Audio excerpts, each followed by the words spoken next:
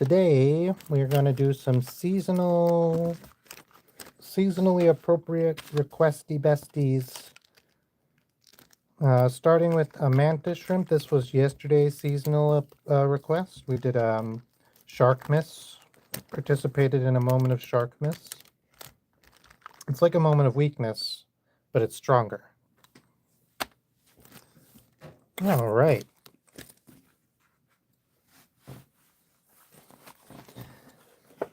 Hey, everybody. So we had a request yesterday for a mantis shrimp. So I'm going to try to do that. I've not drawn a mantis shrimp before, but you know, I've not drawn most things before, so it works out. Hang on, the computer is... if you guys were here yesterday, I was really struggling with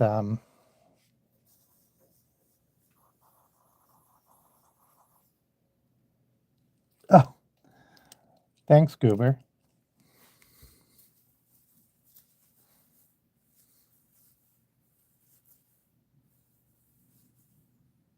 I don't know. Oh yeah, you're gonna cry. Hang on, where's my little glove? I can feel the oils in my hand getting on my page already. Getting super smudgy. Super Smudge Brothers. Okay, so mantis shrimp, they're very, very fast. Right, that's their big.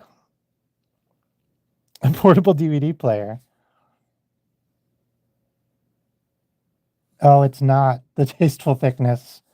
I'm sorry. Sorry to disappoint.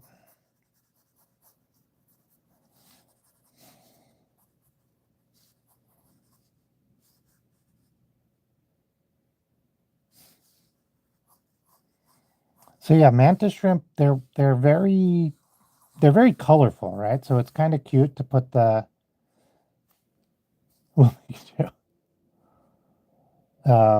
to put the Christmas lights on them. So this will be fun. But they're also like, I don't know, they're just cool in general. They're very fast. I think, if I'm not mistaken, mantis shrimp are like, and will just eat a thing. And they're like, do they eat eel? Like they like rip them apart? Ooh, when you learn to play a song and you don't know the chords yet, that's great because you learn the chords. It's a fun way to learn new chords. I learned to play guitar for a while. I probably still could. I haven't played guitar in like a couple of years, but I always really enjoyed it.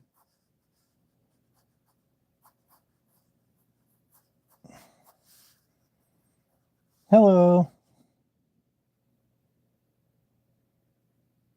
Oh, that's cool. I was looking for a portable DVD player the other day, in like the family big box of old electronics, because we're staying at a house with no internet, and there's no cell phone service either. So we were like, oh, there's no internet. That'll be okay. We'll switch our plan to get unlimited data for like the month we're out there. And we did that. And it helped a lot, but the whole house basically has no cell phone service also. Ooh. I'm getting pimped out by the odd fud over here. What's something I know about feet? Oh yeah. You know how like the Greeks and the Romans in antiquity had like some very interesting ideas about like what's intelligent and like how bodies are supposed to work, and like Donatello's David, no. Well, yeah, Donatello's David, but Michael's David also. These are Renaissance recreations, or sort of.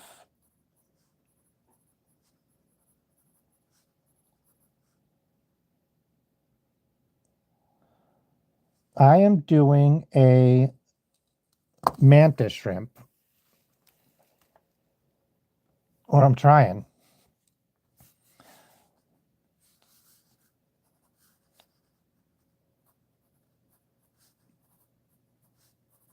it might be a little like not abstract, but a little they're very complicated. And I'm having trouble finding good. Yeah, yeah, that they if they weren't so fast and then they're like well they're part of the same family, I think. The same like shrimp. Wait, are shrimp and some bugs, right? They're all part of the same family. So I think lobsters are more considered sea cockroaches.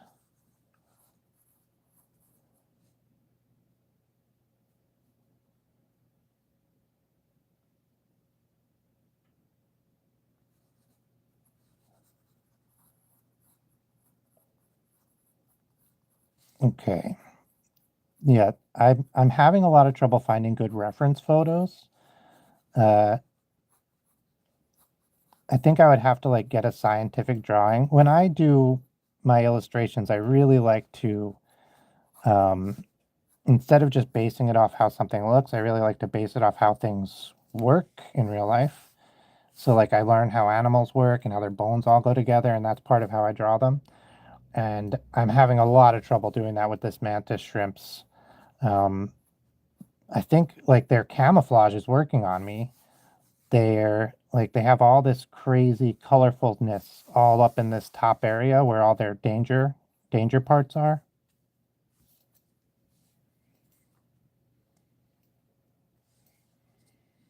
Aw, an angler Christmas fish. I'm putting that on the list because that is adorable. Yeah, we had a card. My friend and I have worked in printing for like a very long time. Uh, it's actually kind of sad. Our boss, who gave us both work and got us started in printing, he just passed away. Uh, that's separate, but I'm thinking about it.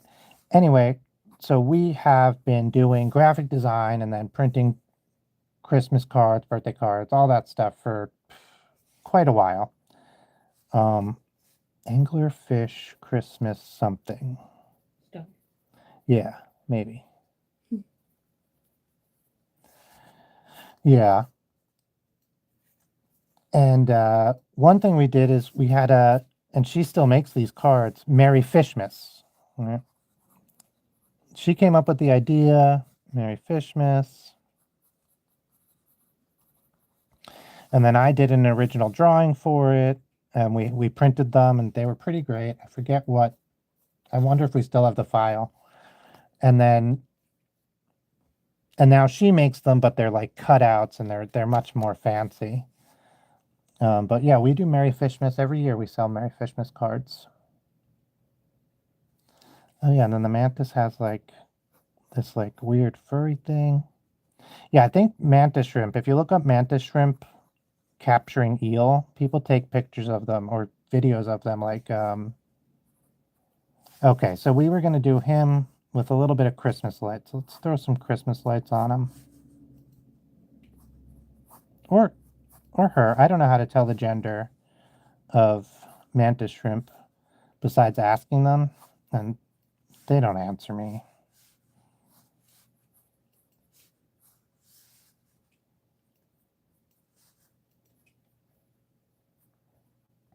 I scaled the Christmas lights down to fit the mantis shrimp, but what if we didn't?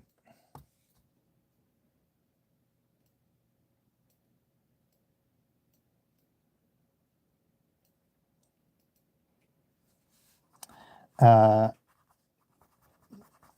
oh yeah, so the ancient Greeks had a bunch of, and I guess the Romans, because they kind of were copying their homework, had a bunch of like different ideas about. So what would it look like if they were about like body types and what that meant, and like if you like they thought you to be smart, you also had to have big muscles. And then they thought like other things too, maybe that are less appropriate to say. But one thing they also thought was like you could tell if somebody had good genes and was intelligent by the shape of their foot. And so like there's a couple different types of foot, right? You have like you have big toe, and then it's like this, the other toes. And then you have ones that are like more straight, like really straight, right? You have ones that are like kind of like this, and this would be like the heel on all these. And then you have the Greek toe, right? And they say Alexander. Oh, I haven't had a chance to watch any movies, partially because of no internet, and partially because this is the busiest time of year for me. But as soon as Christmas is over, I will start watching movies again. And then where the basically the pointer toe is the longest toe, and that's called a Greek foot. And it's a recessive gene, but almost all Greek statues and Roman statues have that type of foot. They didn't call it a Greek foot. We call it a Greek foot. I think they called it an Egyptian foot, which is such a weird thing. Um, but that's something I know about feet.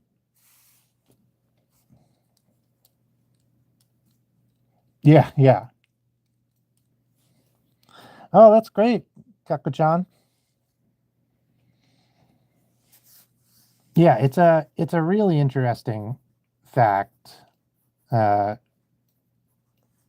they are pretty interesting guys. And then now that I'm thinking about those statues, the first person is kind of the inventor of modern bodybuilding. So before him, we had strongmen, and they looked like the strongmen today, right? Like you have, I cannot remember his name, but he like throws kegs over the big wall and like drags trucks around like strongmen, right? We wouldn't call them bodybuilders, even though they're probably much stronger or almost always much stronger than bodybuilders. Um, the guy who invented bodybuilding, in which is like being strong and having pretty muscles. I mean, maybe the people who do it wouldn't call them pretty, but you know what I'm saying. He intentionally developed like a workout strategy to look like a Greek statue, and that's Sandow. Oh yeah, Eddie Hall. That's exactly who I was thinking of. Yeah, yeah. Those guys are just like they're built like a refrigerator, which is and they're very strong, and that's really great. Like that's what they're going for. Like watching those guys do those like feats of strength is astounding. Love that. Uh,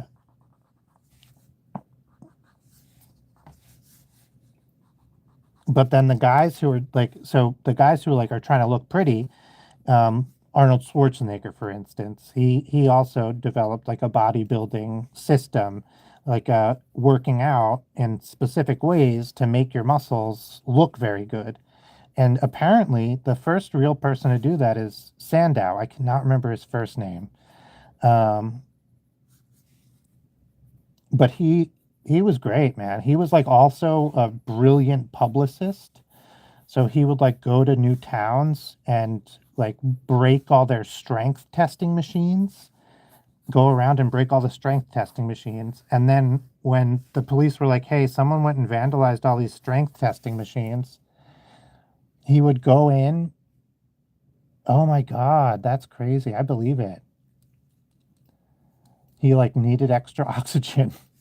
They would turn himself in and be like, hey, I'm sorry, it wasn't on purpose, I wasn't vandalizing them, I'm just so strong that I broke them with my strength. It's like the equivalent today, you know, those like punching testing things, and you like punch it and it goes up to like 9999 or whatever. If you went around to every bar and every place and you punched it and it broke, and then somebody was like, "Oh, like someone went around and vandalized all the punching testing machines," and then the guy came in and he's like, "Sorry, that's me. I'm a punching breaker." And they were like, "No, you're not. You can't just break these. That's not really how this works." And then he would do it. He would just do it, and he would be like, "Oh yeah, here," and he would break it. And then they'd be like, "Oh crap," and he'd be like, "I'll pay for them. This was not on purpose. I'm so sorry."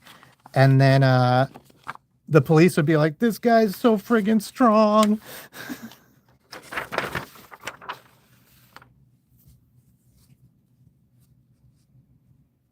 Yeah, yeah. And then that would give him so much publicity, and he would go and like, then he would have a show demonstrating his like feats of strength and his like build of a Greek god.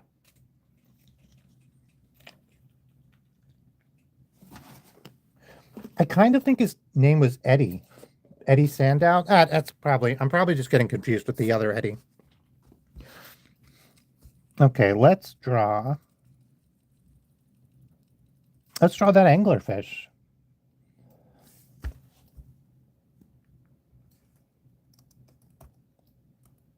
Anglerfish are neat. Like, what an astounding like creature.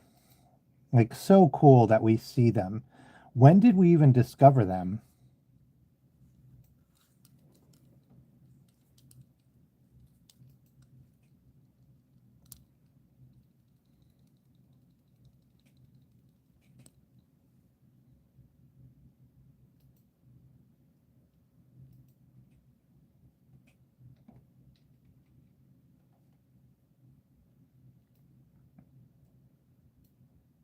Ah, yeah, that is true. It's like hard to, you can't like unbuild up muscle like in, I mean,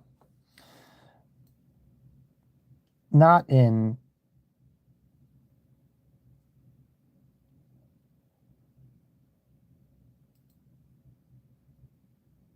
like, I understand what you're saying.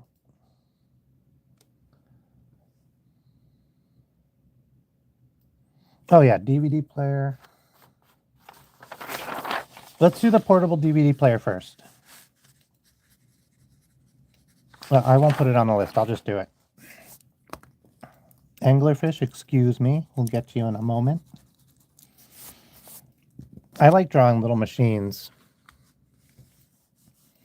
Uh, I did some AI investigation yesterday.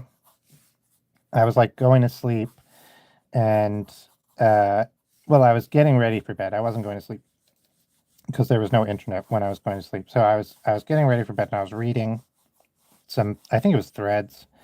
I mean, it was threads, and somebody was asking like, is this, I asked my friend who's an artist, he told me he sketched this out for me, but like, did he? I'm getting like a vibe that it's AI. And there was a bunch of artists in the comments um, going through and looking and testing it out and seeing what's what. And like, yeah, it was very clearly like, well, it's not very clearly, but it was pretty clear it was AI once you got into it. Like, it was so strange. There's like tons and tons of like really straight lines, but they were all not like, they were like really straight, but with like a lot of natural variation instead of just straight. And it's like, that's not, a person didn't do that. Like, it would be so much work. And then like there was a fade out around the edge, and it was just so many strange little things like that. And like, listen, I don't think, well, so first of all, you should not, whether or not I agree with you using AI, for the record, I don't, but um, like, play around with it. I don't know. Like, I'm not trying to say don't ever use AI, but like, don't use AI when you should be doing, when you should be hiring a real artist. It's almost always, no, I'm going to say it's always inferior. Um, but also like, don't pass it off as your own work. Like, that's sad. Like, it's, it makes you, the artist, look bad, right? Because people are going to find out it's not your work. Like, it's not hard to tell. Oh my God, I believe it. Oh no, that's terrible. Yeah, it's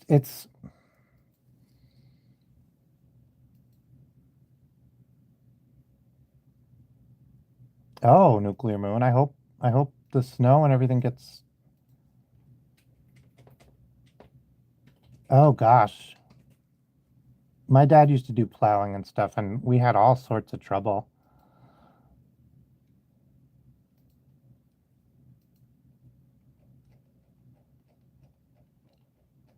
Okay, yeah. So I believe that tasteful thickness.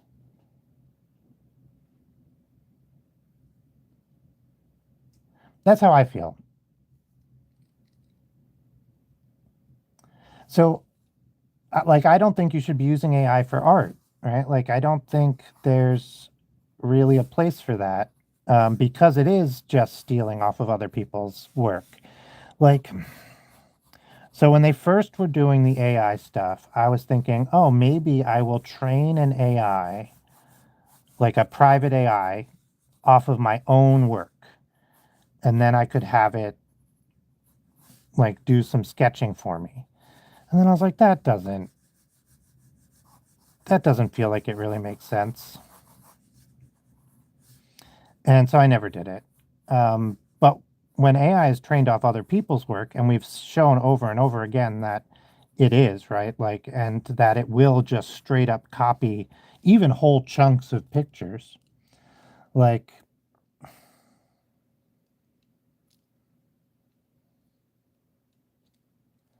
oh, congratulations. Oh, I thought it already happened, Aubrey. Yeah, have fun. Have a good time.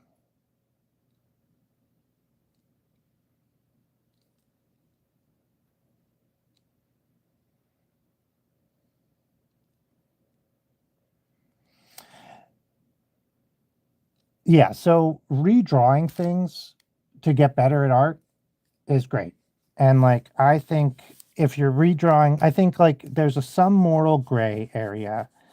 Um, if you're using a art privately, right, and you're not selling stuff with it, then like I think that that's generally morally fine. I'm not like, oh,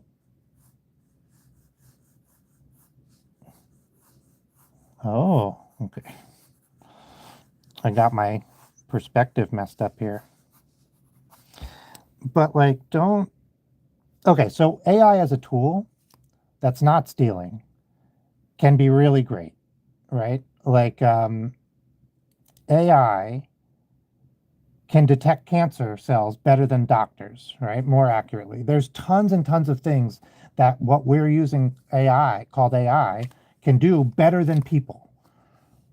Art is not one of those things, right? Like professional artists, so like AI can detect cancer better than professional uh, doctors.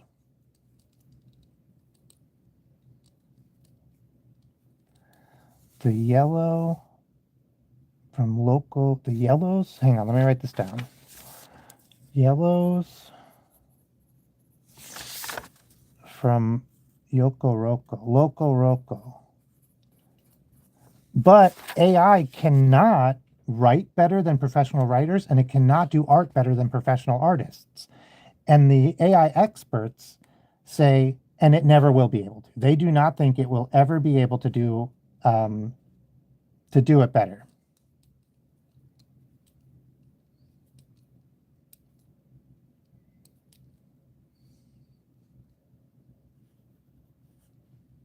Well,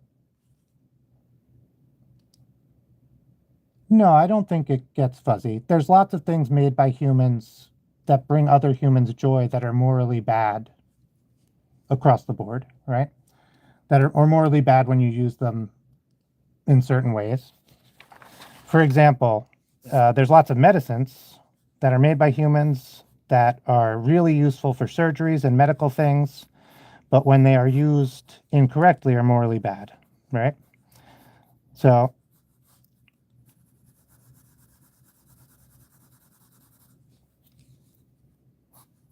all right, portable DVD player.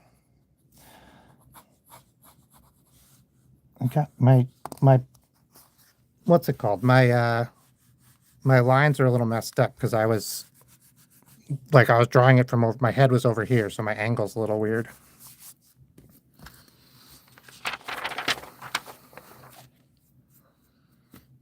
Okay, let's do this angler.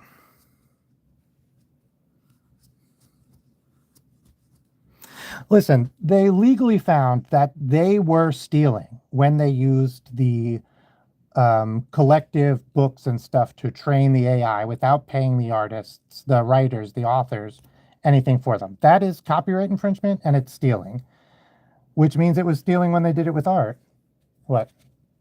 I just don't. And until they pay people and they make an agreement with artists, then it's stealing. And like, is it the people who are using it who are stealing? Not exactly, but it's the people who are creating it are. And like,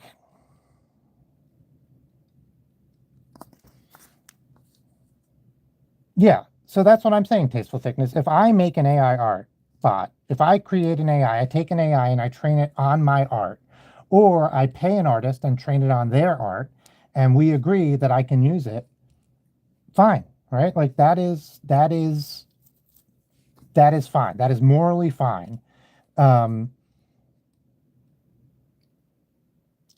It is also, the experts say, it is also will never be good as the actual artist. But maybe it's the basis to start doing something else.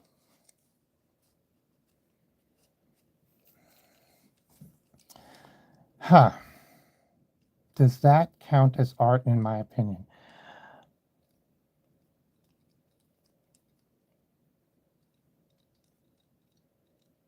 Yeah, I mean, art is subjective for sure, but like there are definitely quality indicators. So if you use writing, for example, like you can tell if writing is good or bad based on how well it's done technically, right? And art is the same way. You can tell if something is good or bad, even if somebody likes it or doesn't like it. That's a separate question. If it's appreciated, if it's not, if it's sold well or if it doesn't, that's one question. But is it technically well done is a question that can certainly be answered objectively.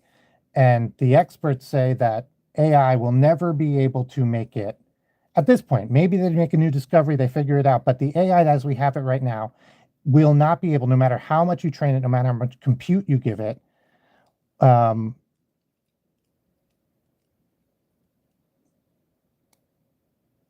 it will never be able to get it a technically better than professional artists.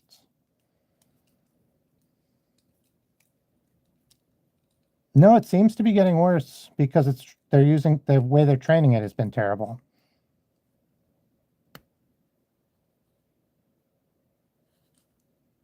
Yeah, listen, I am not a professional AI researcher. I am just saying what the professional researcher said a few months ago.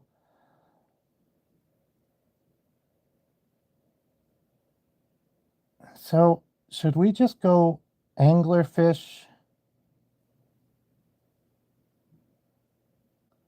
Yeah, let's just do, okay, so anglerfish are mostly mouth, right? It's like mouth and almost all mouth and body. Tiny, tiny weirdo tail. And like sometimes like a spiny. I guess there's probably different species of anglerfish.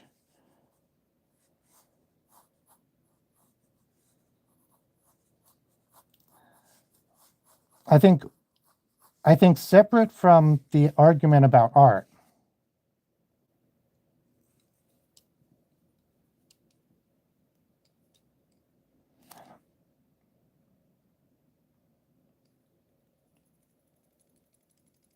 Yeah, Marnie, it is technically copyright infringement. Gosh,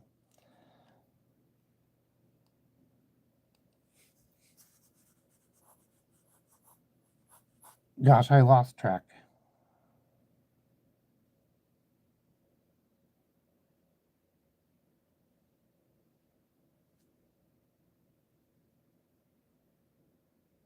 What was I?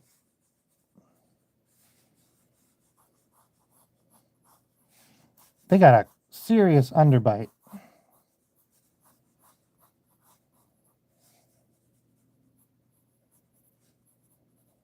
Grumpy eye. I don't know why they have a grumpy eye. Oh, it is so terrible for the environment. And then not only is it really terrible for the environment, but they also lie and put out papers and pay people to advertise and say it's not as bad for the environment as it really is. And they do that by manipulating the data. So there was a bunch of creators who were talking about like, actually, it's not that bad if if using AI to create a picture is uh, not as bad as everyone says. And it's like, it's not the creation of the single picture, right? It's the creation of all the training and everything. And that's what can make it. Oh yeah, I have read that, Marnie. Isn't that, and that's true for a lot of different deep sea creatures. We didn't know what they looked like until we started getting like um, the the ability to take photos while we were down there in the deep sea, because exactly that, like they were there for the pressure. And then yeah, the blobfish, is it the groupers kind of like that too? And I think this fish, right? The first times we saw it, we didn't really understand what it looked like because of that.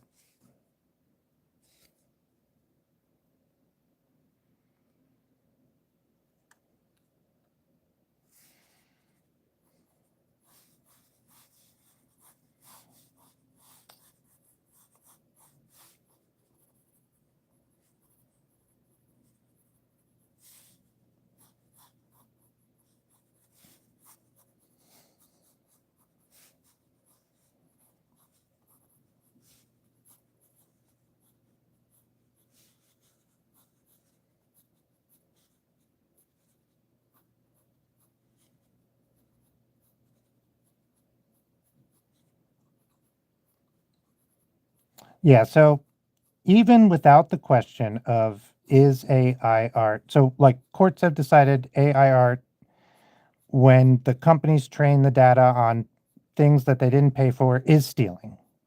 So we don't have to decide that. The courts decided that for us. Easy peasy.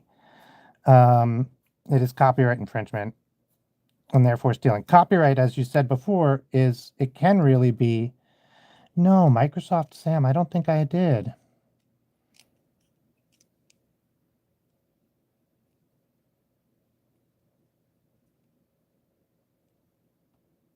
I'm trying to think.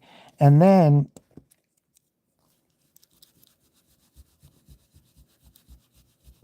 but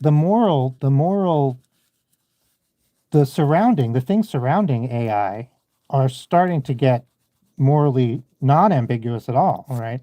They're lying about how much and paying people to try to misinform and confuse the issue about how bad they are for the environment.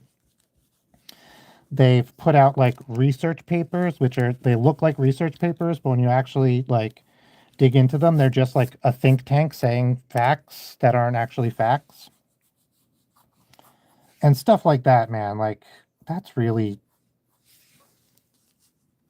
that's no good. Like why are you doing that? If there's no need to lie, if it's not that terrible for the environment, then why are you putting out fake papers that say it's not that bad for the environment? Why not just put out real papers?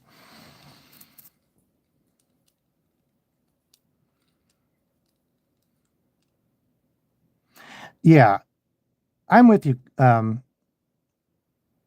Kachan Kudos. Like this is something that I have done in the past before I fully understood what was going on, and it's not like it's not this it's it is stealing. Um, but you know what? There are pictures. What we use is is it pure PNG? And there's tons of pictures there that are up and are royalty free. Uh, that you can use for any project. You can search on DuckDuckGo. They have a little button that lets you, hey, butter, that lets you find things that are free for commercial use or personal use or royalty free. And you can use any of those. Is it annoying to find those when like the one that is straightforward is really easy to find, yeah, definitely. But you're morally in the clear, and you're legally in the clear, although, like, you know, it's unlikely. Oh, this is why I was having trouble. I was like, the mouth down here, but their mouths start like right under their eye.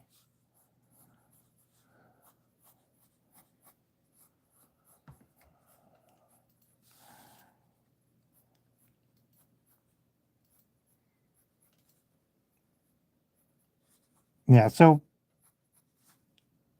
like we've said, there's some really great uses for AI. I like, a lot of people think like, oh, artists are going to not be able to find work and all that stuff. Listen, I was a graphic designer, and I was working as a graphic designer when like tools like Vistaprint and Canva and all these things that allowed people to use templates and start coming out with their own graphic design came out. And was there less work? Sure. Um, People were using these things, right? People would come in, they would ask me how much it was for me to design a poster or something like that for their product, for their project, for their whatever they were promoting. Oh, thank you so much, Addison. And I'd be like,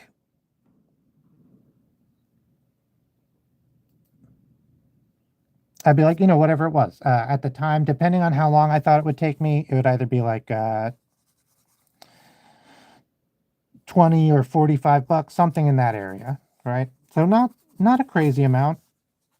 A little bit more expensive back in the day. A little bit, like money was more valuable back then, but not a crazy amount. And some people would be like, "Oh, that's great. That's a good deal. No problem. I will pay you for that." Totally. And some people would be like, that they would get so mad and they'd yell at me and they'd be like, I could use Vistaprint. I could, and they would come with some free printed copies of it. Like, it wasn't just for the design work. We would also give you a couple of prints for that cost, like high quality color laser prints.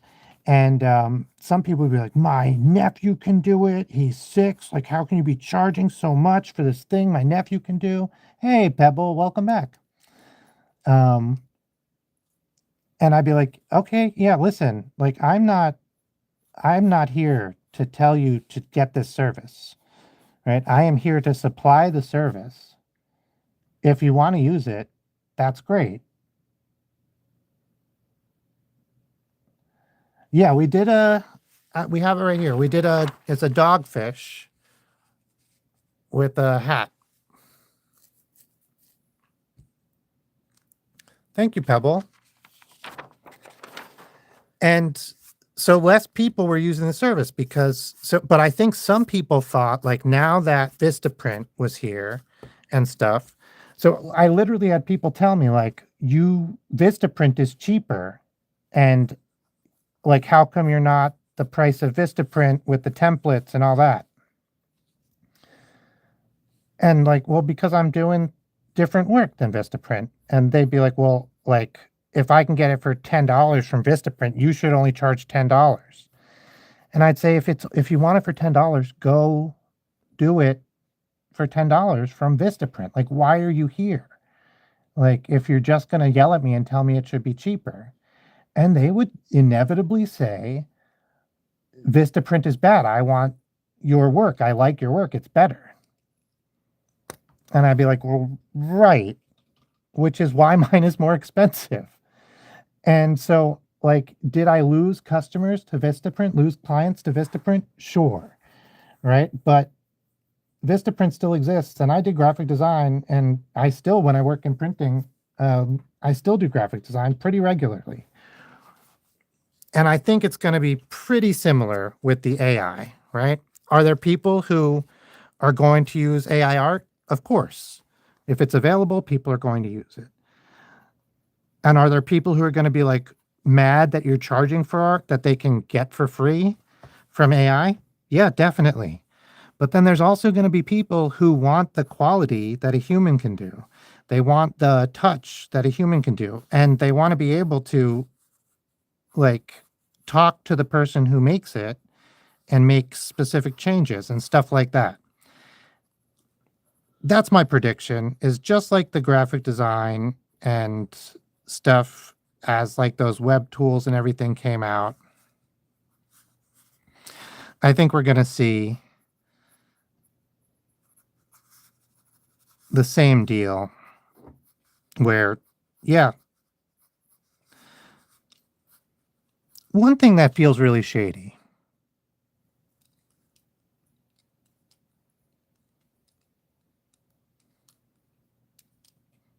Yeah, 6 or 7. One thing that seems really shady is I love this dogfish. Let's put this here. We were talking about different sharks to do, and they said dogfish, and I was thinking like I've seen dogfish in real life and they're cute. Let's do a dogfish. But then I looked up the reference images of dogfish, and I was like, oh my God, I forgot how doofy cute they look. Like I knew they were cute. I remembered they were cute, but like they really make this smile. That's like an accurate depiction. I didn't change this.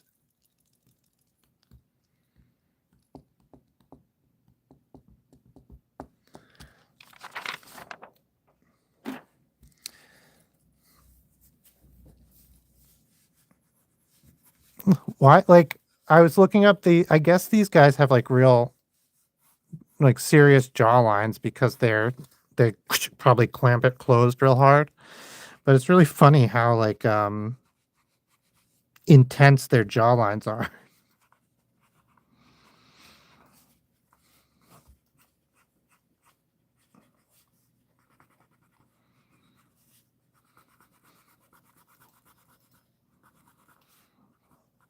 Oh yeah. So what I was saying, one thing that I think is shady, um, is why are they trying to make it so there's no laws made against it? Like, or made no laws made about it, not even just necessarily against it, but that people like they're lobbying to make it so that AI is lawless. And I don't trust. I don't trust that. That it's shady. I don't necessarily not trust it by itself, but it's certainly shady.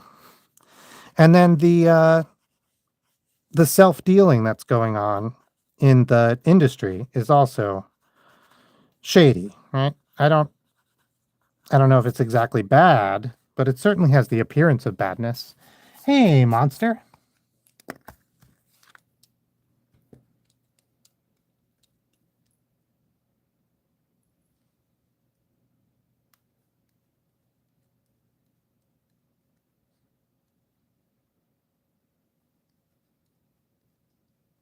Ooh, unknown planet. What's up? So I think this guy's good, but I want to,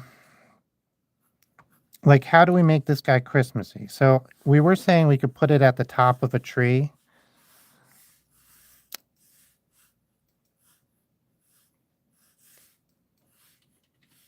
But I think we can probably do something better with Christmas lights, or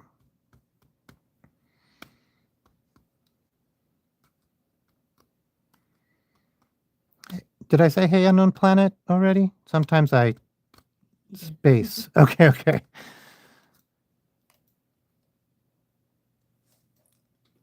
No, no, no. Hey, what's up?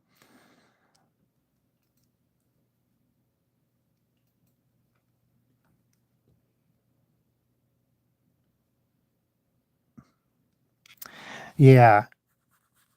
Yeah, I'm with you, Butter. So one thing that's really, really complicated and complicates the whole issue, right? Is we do not know, as a species, we do not know how they do like the stuff that they do, these large language models. the people who invent them, the people who program them, the people who make them and put them together and give them the compute and build the infrastructure, the CEOs, the engineers, we don't know, right? Like we don't know how, they don't know how it does things, right? We can give it access, we can make it agentic, but when we say, hey, summarize this, like we don't know how it knows what we're asking. We don't know how it knows to summarize the thing we're asking it to summarize. All it's supposed to be able to do is make predictive text. And it is much, much more capable than anticipated just because of how it's built. Do we understand, like, sort of in theory how it is working? Yeah, we understand how we built it, but we don't understand how it's doing the things it's doing. It's a black box to us. And even the people who invented it and the engineers and stuff don't actually know how it works. It's hard to explain because, like, you can say, like, of course I know how it works. We do this and it does that. And it's like, well, yeah, that's how it's working. Or like, of course we know how it works. We did this and now it's an AI. And it's like, yeah, that's how we built it. But how it actually does its stuff, we don't know. Oh, I'm sorry, Unknown Planet. A tough day at work. Sucks. We didn't work. Well, yeah, actually I came into work yesterday to do some internet stuff because we don't have internet at the house, and I ended up having to do work, but that was fine. It was good. It was good to. I'm a little bit behind because of it, but we do a calendar job where we have to assemble like 1,300 calendars every year, and the people who want it always want it as fast as possible, and it's the busiest time of year otherwise in the printing, and then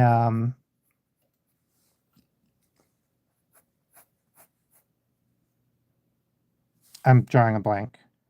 Oh, and then it's also we're doing the craft fairs and stuff, so we're very busy otherwise. And then the oh, hey, Ray Kuna. And then the people who print the individual parts of the calendar, because we get it designed, we design it, and then sometimes it's just too big for us to print the job. We have a certain press, right? A digital press, and it can only do so much at once. And so sometimes it's better for us to send it to another print shop and have them do a large scale printing job, and then we go pick it up.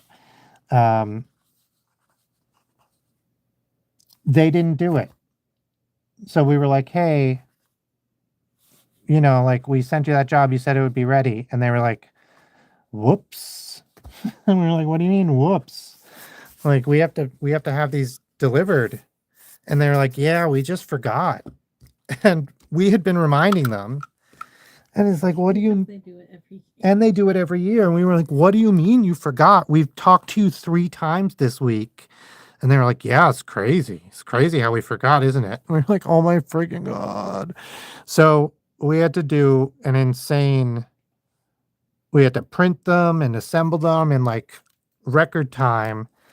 And it was harder because we were printing it on we didn't have the paper for it. So we were like doing it half on one type of paper, half on another. And that makes it hard. What I'm trying to say is I understand a bad day at work.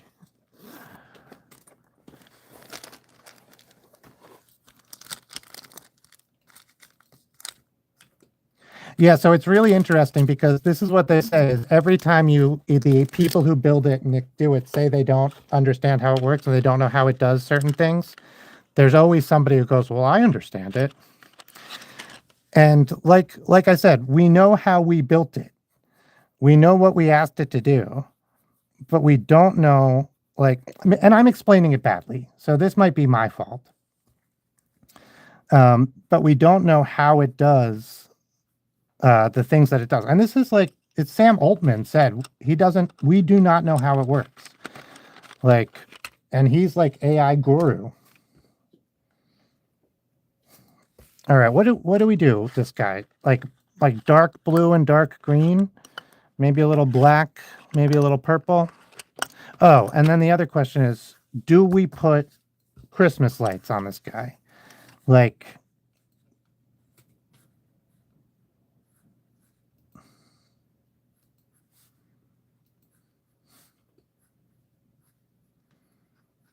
yeah, let's do Christmas lights along his, what is this called? His fishing pole?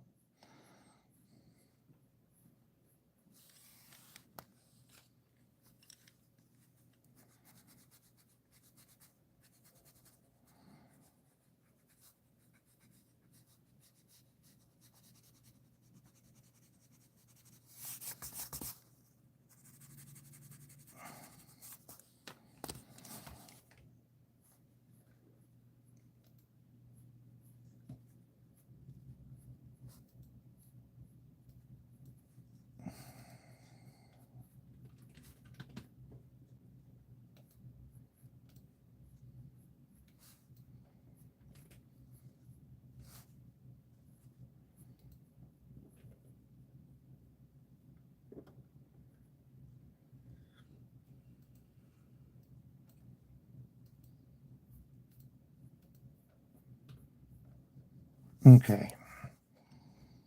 This will go, this is behind, in front, behind, front, behind, in front, behind, in front, behind, in front, behind, in front.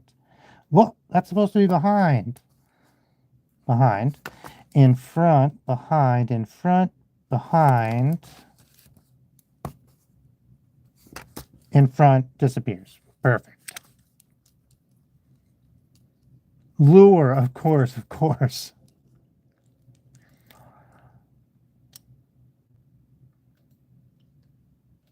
Yeah, yeah. It's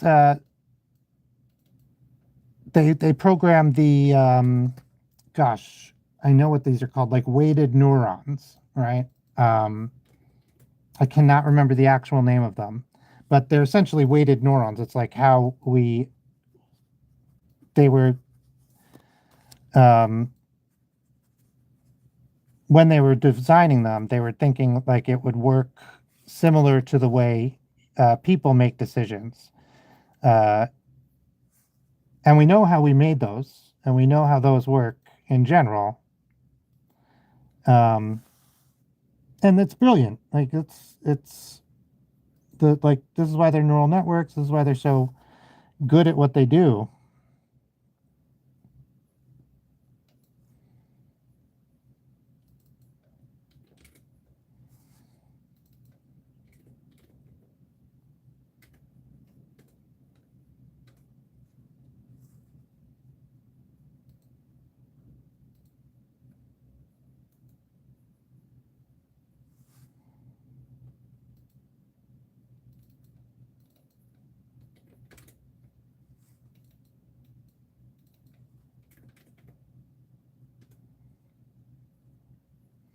I always just do like when I make Christmas lights,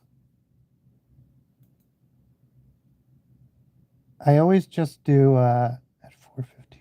Did you post a song in this chat at 4:15? Is that what you're saying? At the 4 minute 15 second mark? Because I will try.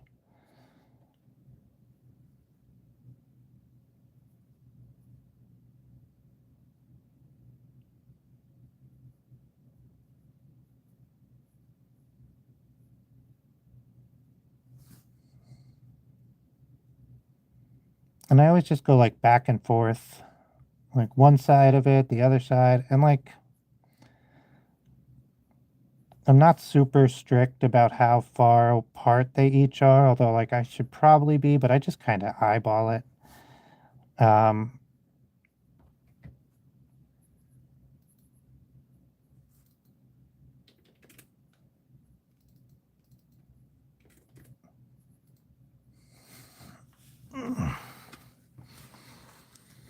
All right. I like this. Wrapping up his fishing pole with some Christmas lights. You know what's really interesting? So I don't know how common these are anymore, but Christmas lights nowadays look so much different than Christmas lights used to look. We're like, because now, well, it's the same colors, right? It's like red, orange, yellow, green, blue, generally. And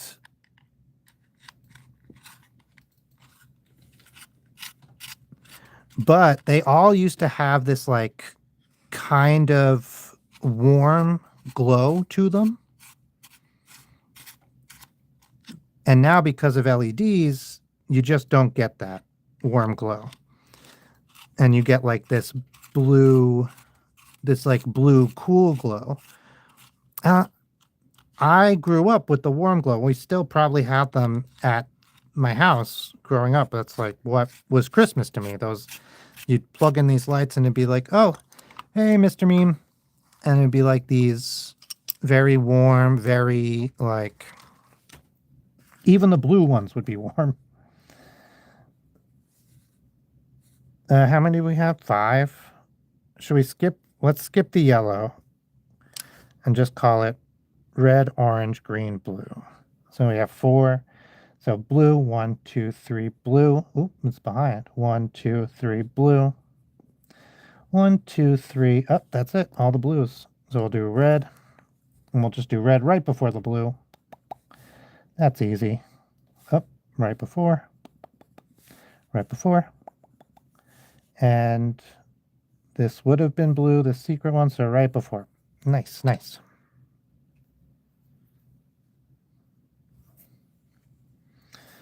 Orange we'll do right after the blue. Yeah, that's as far away from red as you get.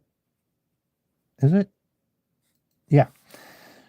Orange right after the blue. Orange right after the blue. There's no blue. Okay. And then green. Green is all the other ones that have not been done are green.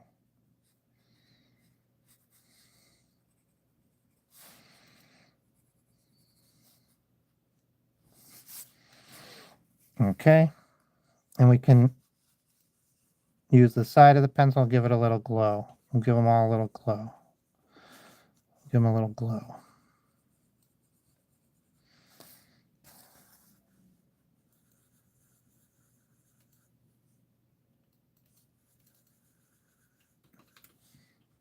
Usually I do the glow digitally, but this is fine. Let's see how this goes. So far I like it.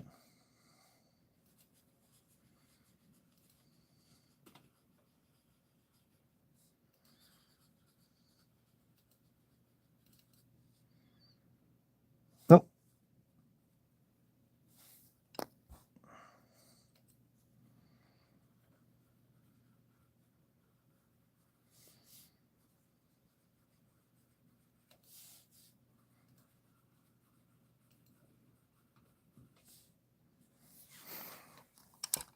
And let's give his lure a little glow also.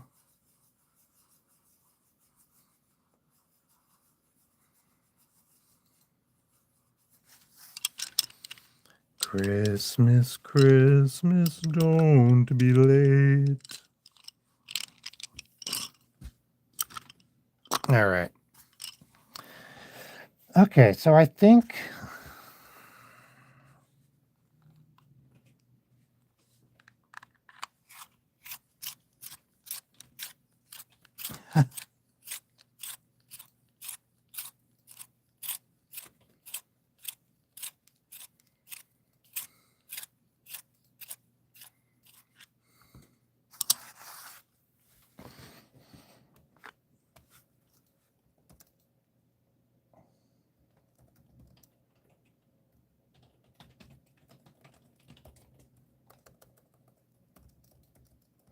I'll do like a dark green base. And then I'll start adding the other color.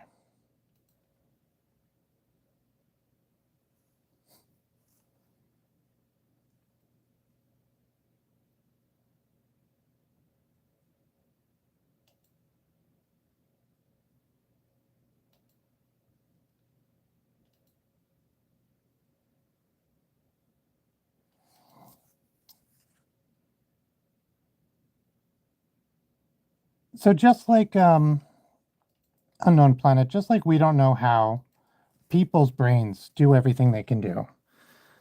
OpenAI, the company, Sam Altman, ChatGPT, they do not know how ChatGPT does the things it can do.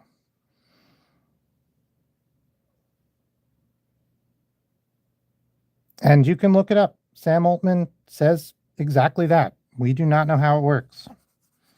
Like, I'm not saying that, right? I don't know how lots of things work. I'm quoting somebody who's considered to be one of the top authorities on large language models. He's saying that his company, OpenAI, does not fully understand how it works. And not like in specific situations. And like they understand how they programmed it, of course, right? They programmed it. They can look and see, like, oh, yeah, we asked it to do this, that, and the other thing. What they can't look and see, and this is a problem why people say you can't use AI in court and justice, is because, like, say in US justice system, for example, you need to know why decisions are made, because sometimes you make a decision illegally, right? Oh yeah, Goober, that's the next one. Good luck, Fungi. I did chorus, and Oddfud did violin.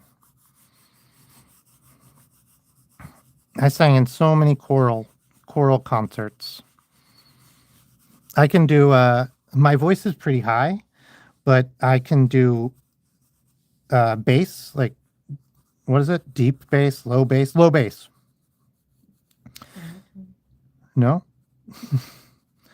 My speaking voice is pretty high, but I can go low bass. So I would often be one of two guys in chorus. Like it was me and actually Oddfud and my friends, Ben.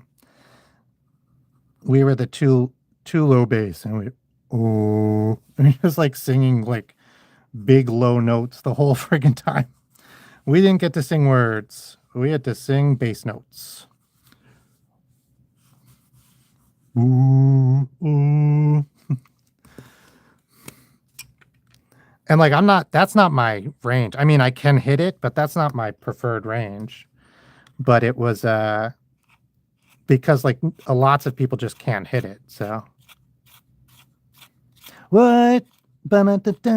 We were just talking about Alta was just talking about how hard she found doing the Charlie Brown Christmas theme. That's great.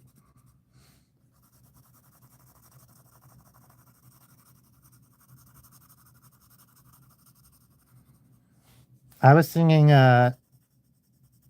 what is it? Abudore, Abudore from The Grinch. I should make some decisions here. I'm just kind of going for it. So I'm going to do the tails. Let's do all the fins purple.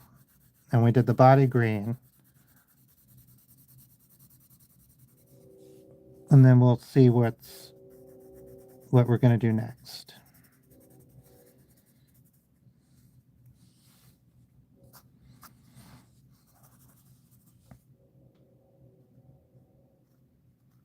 Oh yeah, we did our favorite songs.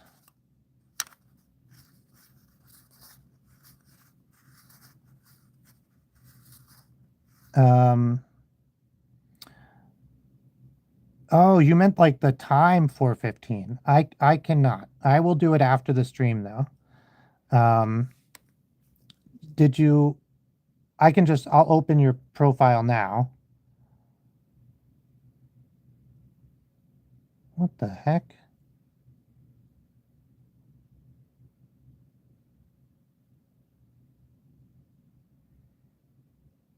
Okay, go to channel. Okay, I will open your channel now, and then either this time or right after the next time I open up the stream, I will see it and I can listen to it. Sorry.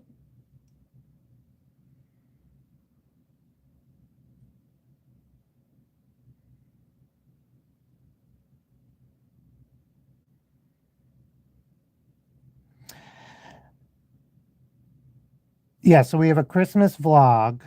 We're doing Vlogmas, where Oddfoot and I are vlogging every day for December. I'm also drawing, like a drawing every day for December. I think today's drawing is an elf. Anyway, and if you check out Oddfoot's channel, you can see our favorite Christmas songs. That's today's vlog. We listed our favorite Christmas songs. I think we might have put the Charlie Brown one in there, or we definitely discussed it. It was on our short list of options. Yeah, I'm with you, Unknown. And I think that's that part. Like, I think it's a closer analogy than we think, right? Because we don't know, for instance, like, okay, so here's a piece of information that I find both fascinating and slightly disturbing, which is before you consciously make a decision and before you think and your brain goes, it tells you, before your consciousness knows what you're going to do, you've already made that decision. Scientists can scan your brain and they will know what you're going to do before you do, right? Which crazy work. Because how, right? And what they found is that we decide things subconsciously. For the vast majority of things, we decide subconsciously. And then we retroactively go back and like make up oh, safe travels.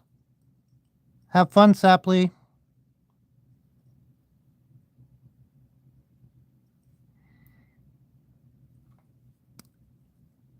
And then our brain goes back and goes, why did I do that? And it makes up reasons, which is really fascinating, because that means like it has such implications for our brains. Like, are we even actually making decisions?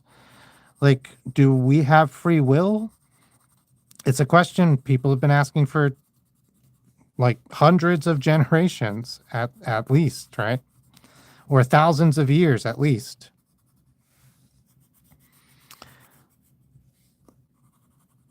And I think the way people feel about generative AI and large language models and how they interact and how they think really says a lot about this question. Because people, even though we have pretty conclusive proof that like you're subconsciously making, your brain is making decisions subconsciously in ways that you can't really control, and then you are retroactively going back and explaining it to yourself and saying, oh, I made that decision because X, Y, and Z, even though like, no, you didn't. Your brain made that decision because we don't know why. And then later you went, because X, Y, and Z, I think. Um, yeah, it's hard to say. It's what, because also, like, another thing is, right, our brains work with in the tolerances of quantum mechanics, right? We are shooting around electrons and pieces of molecules and chemicals, and that's how we are thinking, right? For lack of a better word. Um, yeah, and because of that, a lot of people have thought for well, some people have thought for a long time, and a lot of people are starting to think that consciousness may arise from the quantum interactions of our, like it may be a quantum mechanics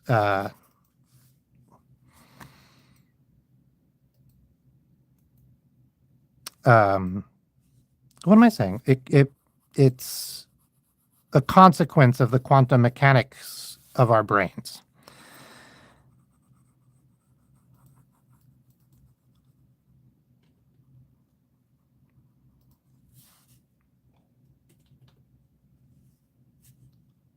On the level of quantum mechanics, we know for sure that cause and effect are not linear. This is more of a late night stream. I don't know how we got into this, but we're here, so let's keep going. So it feels like time moves in a straight line to us, right? Time. It goes that way. But time that's not how time actually works. Like, there's no direction of time. That's just how we perceive it, because we're limited creatures and we have to perceive things the way we perceive them. But science can experiment, and we can prove that that's just not how time actually works. Time doesn't have a direction. And what that means is, to us, it feels like if this is how we are experiencing time, moving forward through time, or time moving backwards through us, that's a different story. Then we think, like, if something happens here and it has to have a cause. Yeah, okay, perfect. That's exactly right. Thank you, unknown. So if something happens here that, like, has to have a cause, then we think, well, that cause must have happened somewhere in here, because that's how we experience time. But science has shown, experiments with quantum mechanics and now with other larger classical mechanics, has shown that time doesn't, and this thing that happened, its cause might be over here after it happened, because time is not this linear thing, and it doesn't have a direction. And so what that means for people is that something might happen to us today that is an effect and has been caused by something that happens in our future. So it's really hard to think about because it's so anti our experience as people. But it's an interesting concept. And if you really apply it to, like, everything else, and you think about it when you're talking about a lot of, like, not pseudoscience, but a lot of, like, mysticism and other things, those things are no longer impossible. Often they are just like, well, I guess that could work if we could figure out a mechanism. Or it's like, oh, maybe that's because of this. Like, for example, love at first sight. Maybe love at first sight isn't some, like, weird premonition of the future.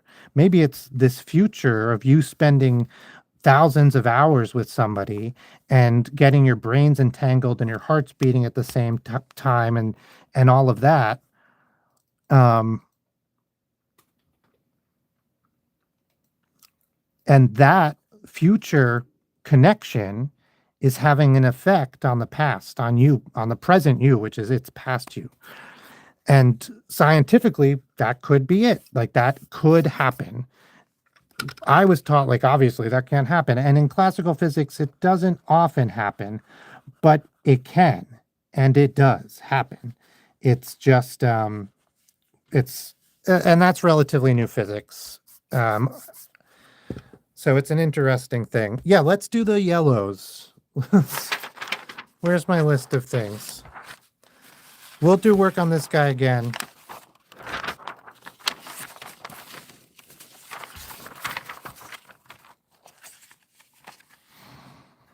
You live every day and you die once. That is true. Okay, what is this? What is porta?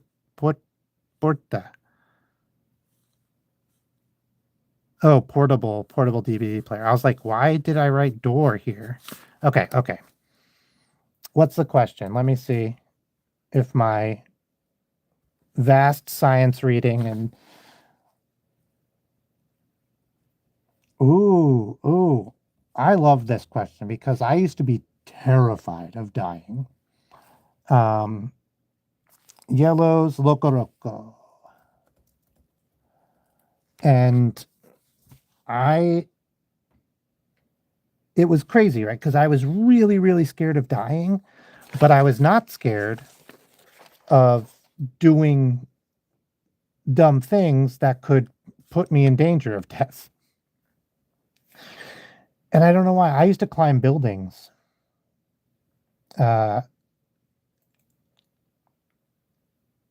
Really strange. Like, I was terrified of dying, and yet I would climb buildings without any protective gear.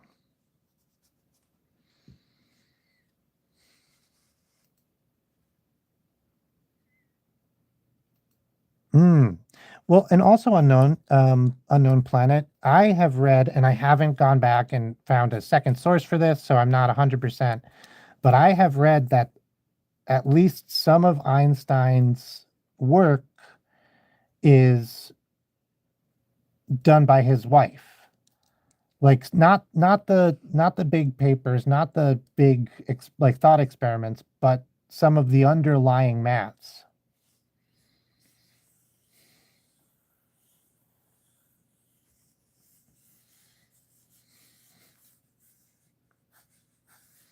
We'll do a couple of yellows. We'll do one on the ground and we'll do one bouncing in the air.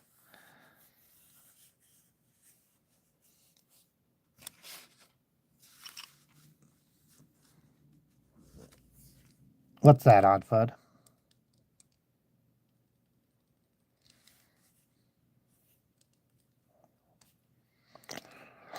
Gosh. Homemade tacos? No. Huh. It depends on what flavor profile I'm interested in because I love peppers and spiciness and like flavor. And so if I want that, I want tacos, man. It's friggin' delicious. But I also really like the taste of meat, like unadulterated. And if I want that, I love a good burger, like just like really high quality beef burger. So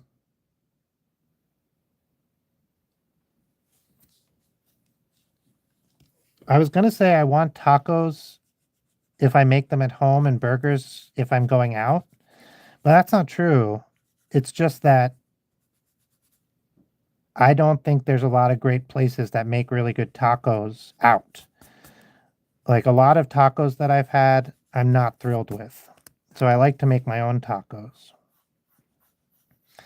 Um, and I prefer Tex-Mex tacos to straight Mexican tacos.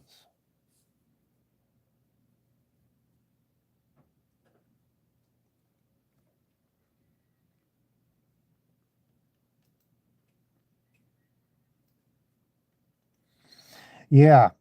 Yeah, Einstein's theories are really, and then you have the theory of relativity, and then we have the theory of special relativity, which is like the what we actually have like figured out has been it's been correct, right?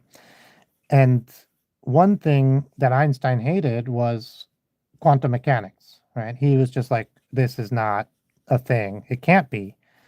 Like how could there be this spooky action at a distance? It's the same as Schrodinger's cat, right? That was Schrodinger being like, your quantum mechanics are crazy because of superposition. Like, it couldn't possibly work because then you would have a cat that could be alive or dead and dead at the same time. And now we think, well, like, yeah, like it seems like you can.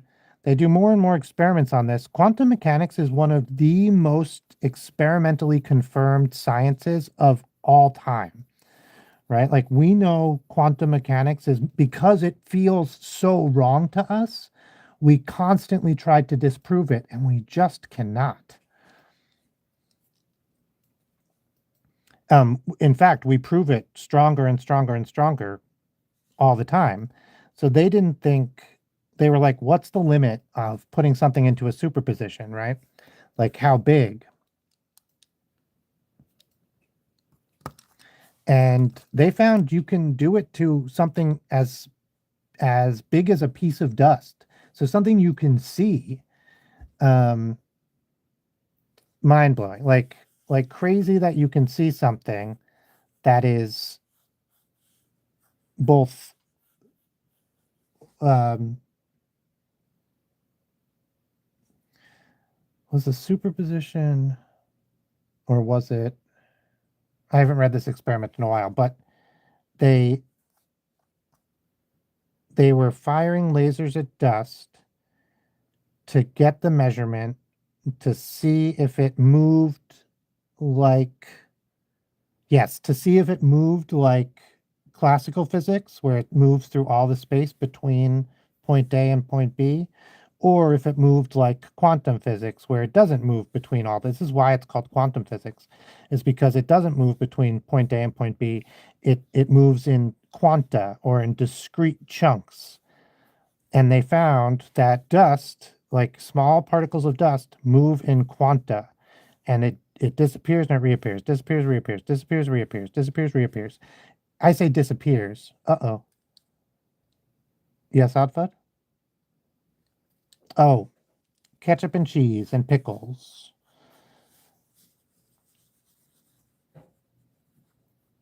Does only the big one have two little cowlick boogies on his head?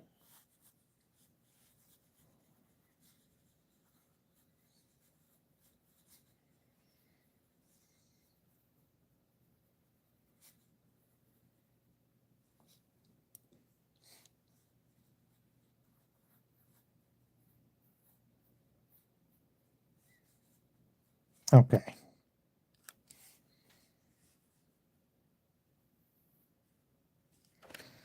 We got the yellows. Time to do color. Oh, fried onion. I do love, not fried. I like steamed onion on my burger. Steamed white onion. But I can't always eat that because I have the stomach of a sick Victorian child. Yeah, Chris with a K. That's me.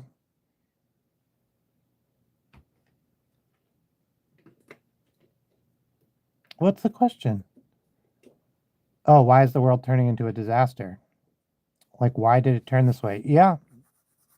Um, oof. This is a extremely complex question, but I think it boils down to the same thing on a micro scale, right? Like people know that you shouldn't eat a lot of fatty foods, or you shouldn't eat sugar, right? So people know that if you eat tons of sugar, and you are going to clog your arteries, and you're going to likely get diabetes as you get older, and it's going to make your life miserable.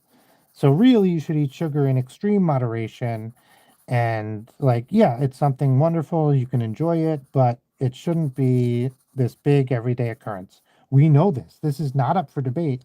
This is just a scientific fact that anybody can know, and that people's doctors tell them all the time. And yet, people do. People eat sugar. And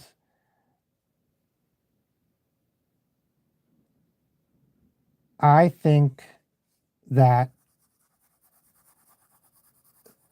um, that it's the same thing, except on a larger scale. Right? You have people. Well, so that's how I think it started. I think now you have people who have so much money, that they have so much power, that they think they are above any consequence, right? Like, there's a reason billionaires keep pushing to make the environment worse and worse and worse in order to gain more and more profit, at the same time as they build bunkers for themselves and their family. They do studies on how to control people if there's no money, and stuff like that. Like, so now I think there's a concerted interest in making the world a destructive, destroyed place, because then you can like restart society and like have even more control than you already do as a billionaire. So we've seen that a little bit, and I think that is definitely happening. That like not as a conspiracy theory, like a lot of that is just factually happening. The the think tanks where they're trying to figure out if the world ended and I had to control like an army or like my servants, how do I control people if there's no money? Like they did a thought experiment. They paid people to think about this and research that. Like it's nuts. It's nuts. I am drawing the yellows from Loco Roco, which I've never heard of, but they're adorable. And I draw adorable things. So I thought while we talked about the end of the world, we could draw these little guys.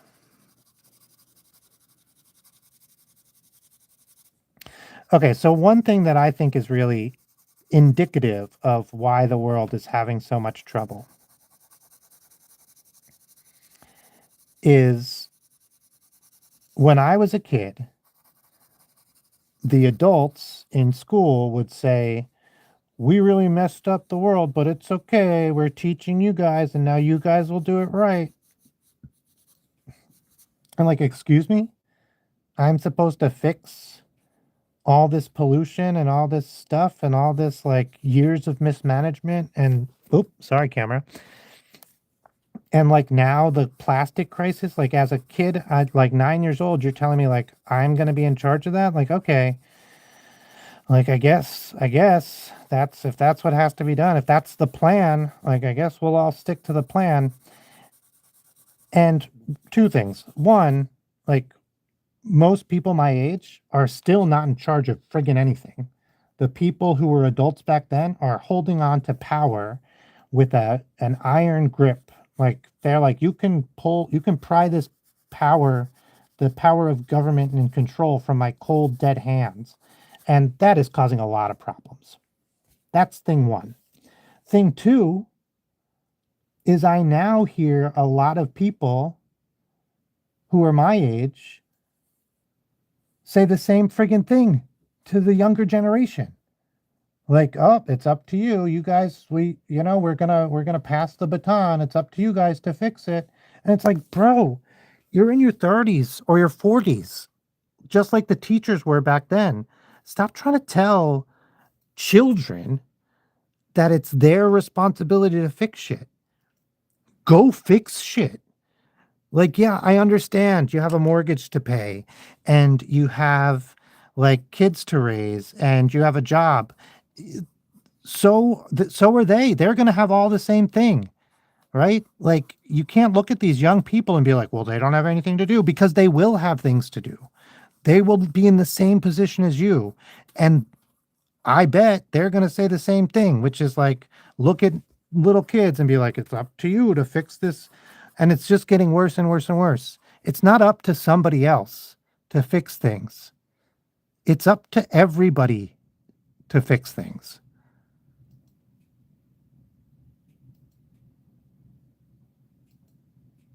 Well, yeah. And then Marnie, that's also freaking true because the adults, and I'm, my peers, people my age, adults and older, are saying like, "Oh, you gotta fix things," and then as soon as somebody goes, "Okay, let's friggin' fix things," they're like, "Wow, this is crazy! Like, wow, you're so entitled. Like, geez, what are you doing?" And it's like just look at the way they treat like the most famous example, right? We all know is Thunberg, right? And how terrible the same exact people who said, oh, it's going to be up to the next generation to fix things, as soon as the next generation said bet and started trying to fix things, they were like, what? Like just the most disgusting things they said about her. Like, ah, so yeah, I don't believe for a second those people actually want things to be fixed. They want things to be fixed later after it won't have any negative effect on them. And that pisses me off.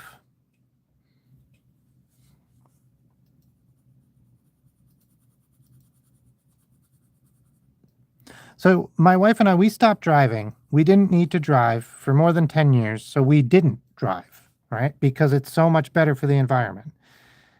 And then we figured we could get rid of the car, so we got rid of the car. And we were without a car, no driving for like 10 years.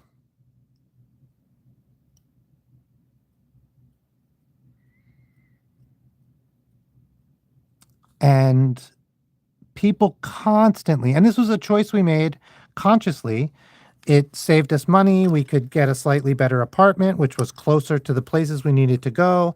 Like it was work. It was hard work to make sure we could still like live a productive life and have jobs and stuff. And we had to like budget correctly and all this stuff, but we could do it. And we did do it. And people, strangers, literal strangers on the street would get so mad. And it's like, why?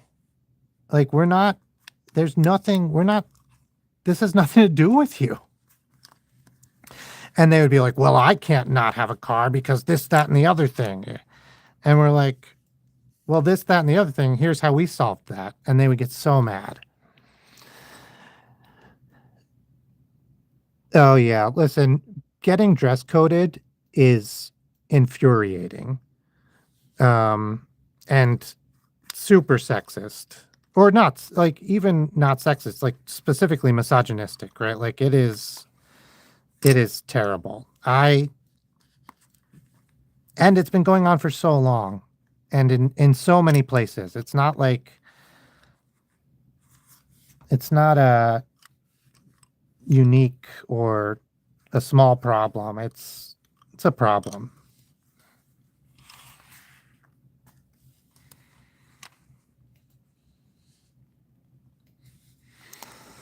Where does this one go? I think this one goes here.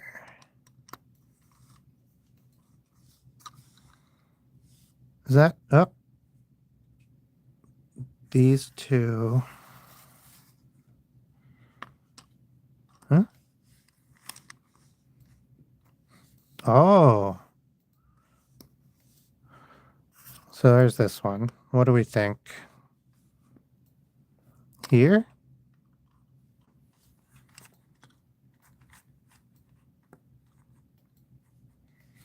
Nope. Maybe here. I think that's it. Oh, I think I got these are reversed. Hang on.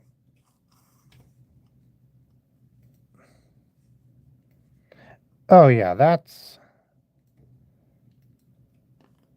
sorry, I should have pushed back against that. Very, very few homeless people make the choice to be homeless. And also, being homeless is so terrible in most parts of the world, in most societies, that if people are making the choice to be homeless, you have to ask why, right? What's the other choice? I keep switching these blue and this peach, and I feel like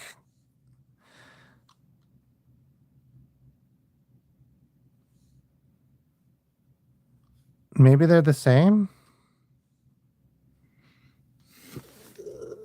No, the peach is slightly taller.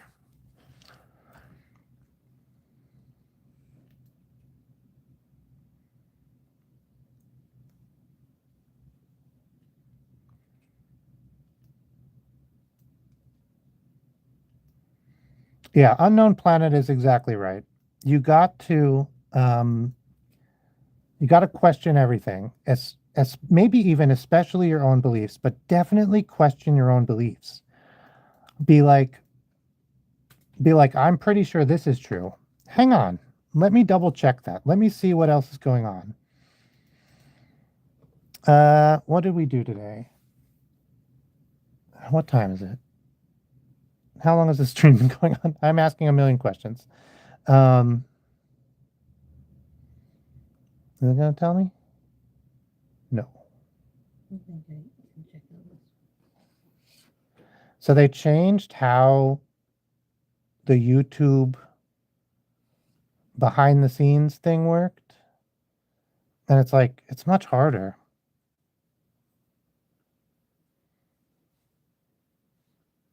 An hour 37. Okay, I'll do one more relatively simple request. You got something in mind, Nuclear Scorpion?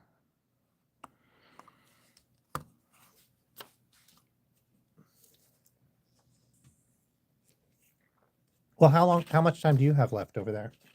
I can keep going. I have a good- You have lots. I have a good amount of work. I can keep going.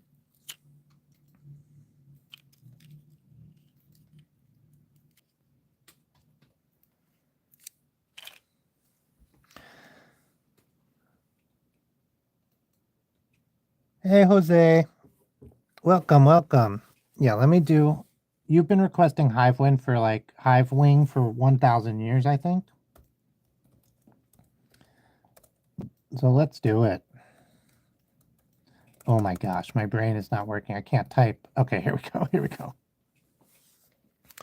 Yeah, unknown planet. That's so real. Like it's a terrible cycle,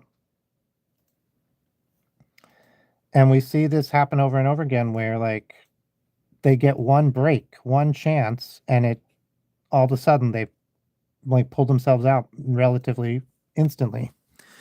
I will show you what we drew today. Is we drew some yellows from a show, Loco Roco. We drew an anglerfish with some Christmas lights. We'll probably do some more on him another time. Make him a little darker, a little bit more three-dimensional. I think we can really make him pop, but we did a lot of work on him. We did a portable DVD player. I don't remember why. And then this is from yesterday, but we were talking a lot about this. We did a dogfish with a Santa hat.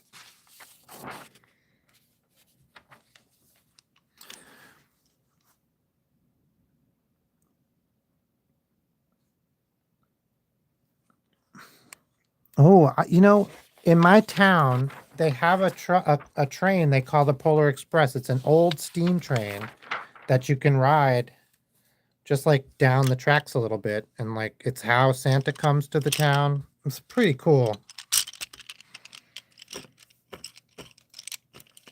Yes. Unknown Planet over here is speaking a lot of truth.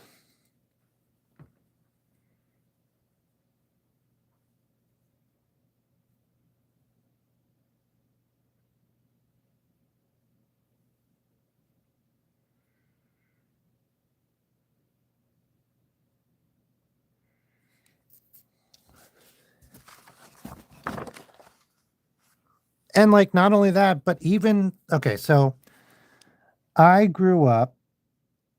Oh, nice. I love a good old Lionel train. We had these Lionel trains and it would literally put out two like smoke as it went around the tree. That's so freaking cool.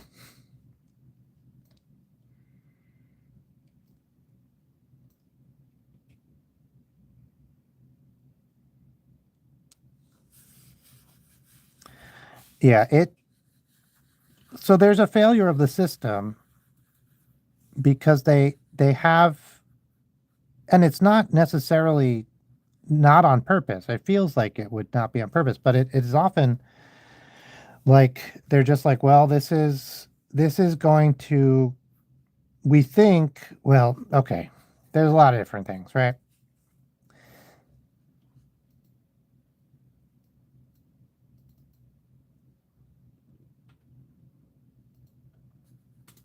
If some schools that are doing their best go, this is going to teach kids, the most things.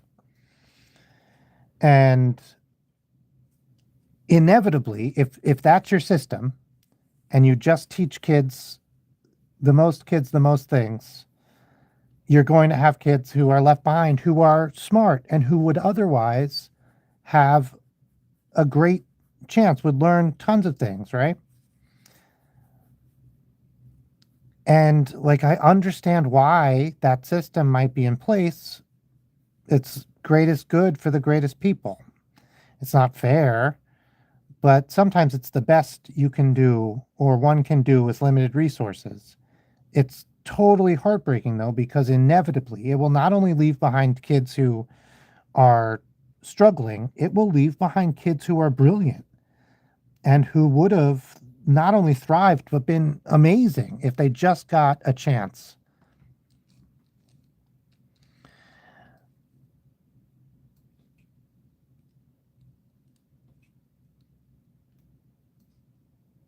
Um, and that's really hard, but also really in a disturbing way. Sometimes we know that something is really good. Here's an example. This happened in the United States recently, like over the last decade, maybe a little bit more. So we know how to teach people how to read. It's relatively straightforward. It's been a pretty good system for quite a while. At some point recently, they switched systems in a lot of schools. I can't remember if it was like, but somebody basically came out with a book and was like, oh, have you thought about this way that doesn't teach kids how to read? So essentially, phonics is the best way to teach kids how to read. To sound things out is the best way to teach kids how to read. And we know this. This has been studied. We are sure of it. This isn't like a guess. This is just true. However, it's hard to teach kids this way. And if you teach kids this way, there's going to be some kids who really struggle. And it's going to be measurable, right? You're going to be like, oh, yeah, they are actually struggling. And so it's not a. So some schools switched to a system where basically you have the kids guess the word. I forget what this is called, but it's wrong. And for example, you're supposed to use all of the context, which means like basically you use a picture book. And if the word is horse,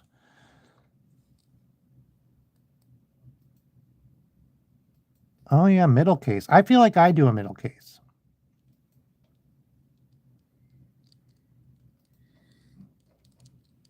Yeah, I agree with Unknown Planet in this sense, like that this is, the world can be really hard, especially when you're younger, because you don't have a lot of agency. It can feel really dark. But you will have agency in the future. Most people will have agency in the future and will be able to make their own decisions, and you can teach yourself. Like, if you're left behind by the system, we thank God we live in a world where most people in many countries around the world can get books and get the internet and teach themselves. And then with that and a little luck, you can do some great things. Hey, Kenneth. Here's an example. My older brother, he graduated high school. He didn't. He was in remedial classes. They put him in extra help for like 10 years, including up through high school. And listen, he was pretty smart, right? Like, he wasn't very articulate and he think probably he had a little ADHD, but he was pretty smart. Like, I was always like the smart one, but I was constantly impressed by his like ability to break things down into their individual parts and see things in ways that like made them seem simple.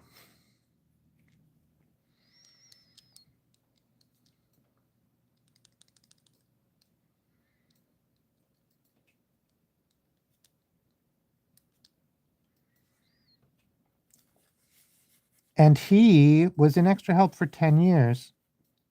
He graduated high school, or he failed out of high school. They tested him and he couldn't read. Like, he could read at a third grade level, right? Now, how are you? We were in one of the most well-funded schools in the country, in the United States. And they had a kid who had been getting extra help for 10 years who could not read past like a second or third grade reading level. They failed him. This is not, he worked his ass off in school. He was made to feel dumb all the time and that he really needed this extra help, but he took this extra help and it was just not given. Eventually, they tested him or something and they were like, well, it's not working. So you're going to have to like stay back a third time or something. And that's not really recommended. Why don't you just leave? And so he left. He went back. Then he taught himself how to read. This is what I was trying to say, is he started from a third grade reading level and he got a DS with a book game that had a bunch of books in it. And the reason he liked this book game thing was because, is this tail going to go in front? Yeah. Was because it could define words for him and help him read words. And so he used that a few hours every day while working full time and being on call he was a handyman. And he taught himself how to read. Yes, so he enjoyed the books.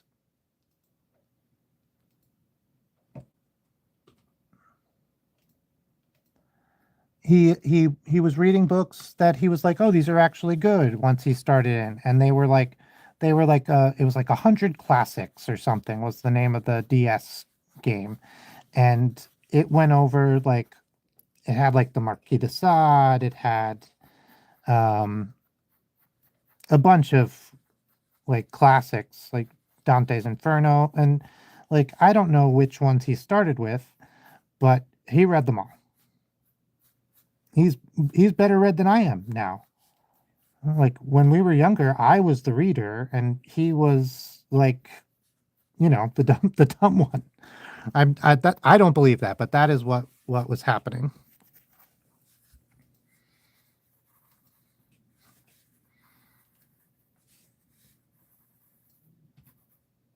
And if the best one of the top funded schools can fail that miserably, then anyone can slip through the cracks. But also, if you find the right thing, if you make learning fun, you can teach yourself things. If you are dedicated and interested, you can learn.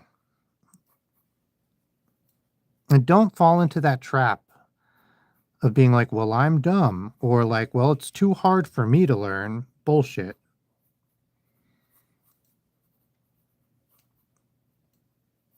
Like either you're learning the wrong thing or you're learning it the wrong way. Nobody is too dumb to learn.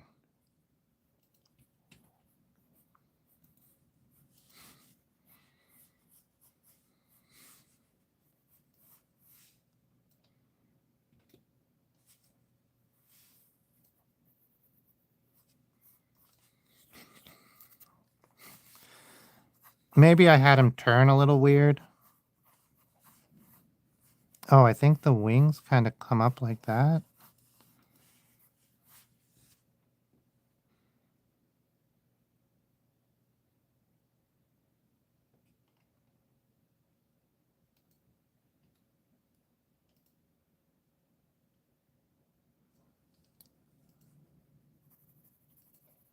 I think I would change. Let me just make a couple of changes to this guy. I'm going to give his arm. And we're going to have this arm come down this way. And we're going to have his claw come up instead of down.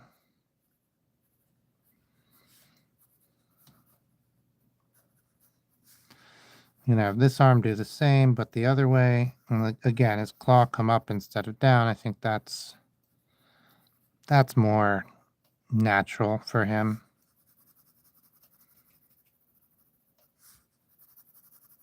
I've never drawn this hive wing before. I see it's like insecty and dragony. I think I'm a little. I would like better planning. I wasn't really sure how the wings and the body were going to interact.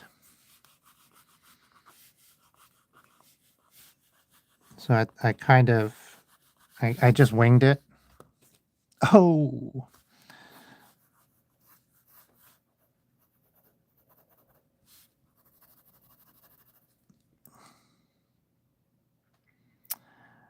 Probably the worst bullying for me was 7th or 8th grade.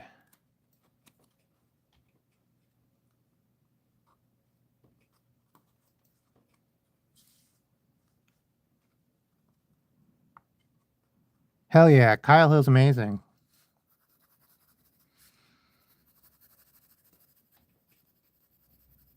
Very good at communicating science. Yeah, I feel really lucky in... Oh, that's great.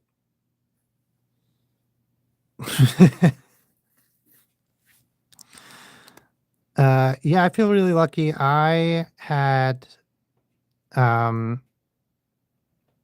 somebody, my grandmother, my Nana. I talk about her a lot, actually. She helped bring me up, and when I had a question, when I was like, how does this work? She would be like, this is what I think. This is what I know. This is what I don't know. Let's go look it up. And we had an encyclopedia. This was pre-internet. Well, not entirely pre-internet, but this was before we like solid Wikipedia and stuff. And we had like it was an Encarta DVD or something. We stuck that in the computer and we could look things up.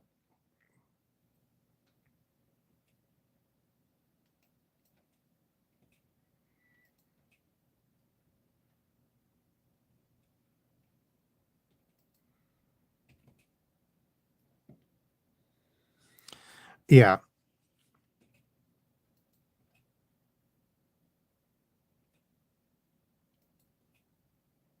And I think that helped me and like I knew often because of that, I would know more about things than like lots of people because I had looked it up. I had read the encyclopedia articles on it and I had truly understood it because I was so curious. And I feel like often people just get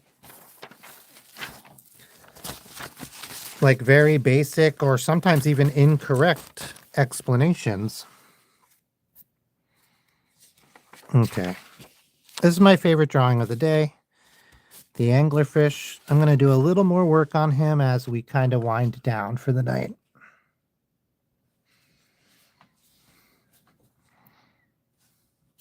Yeah, I remember that feeling when like all of a sudden we were getting to material that I didn't already know in school.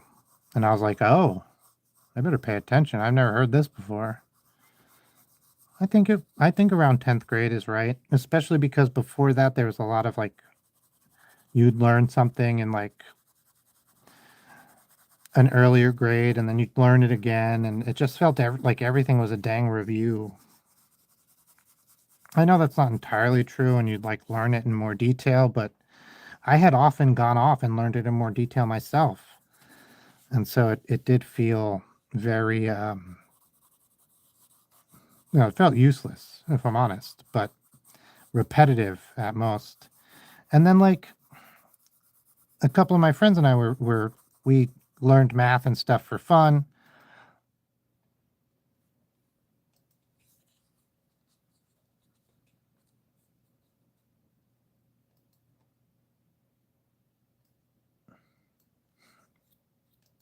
And then the opposite of being rewarded for knowing it in school, we'd be in trouble for knowing it. Like I got yelled at multiple times for answering math questions like the wrong way, like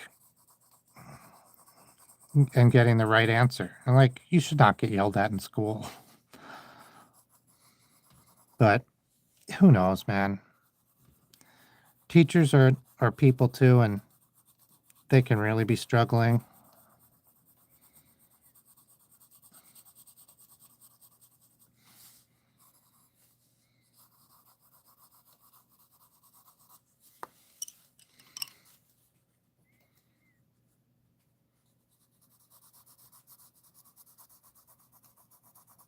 Well, I hope everyone has a good day. I hope, like, I know today's was a crazy, we got off on some crazy topics, but I think we handled them very well. We all did a good job. Everyone was really good in contributing. Unknown Planet, thank you so much for having so much to say.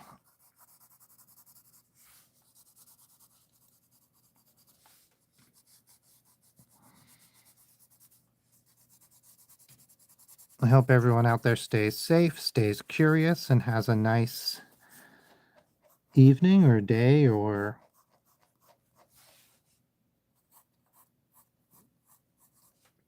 whatever it is that they're doing. And I'm out of here. Thank you guys so much. See you tomorrow.